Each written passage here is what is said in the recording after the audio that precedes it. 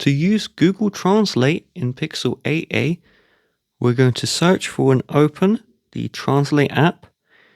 And by default, we see the language we're going to translate from and the language we'll translate to.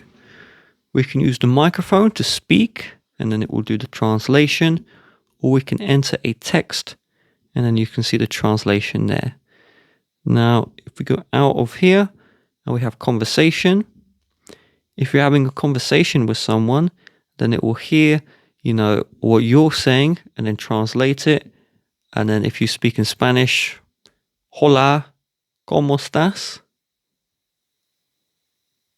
It should have translated it, but it didn't seem to do that properly.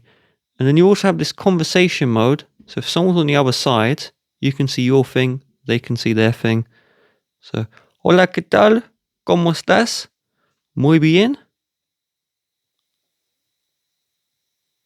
And I don't know why it's not working. It should work. I'll just blame that on Google Translate. There you go.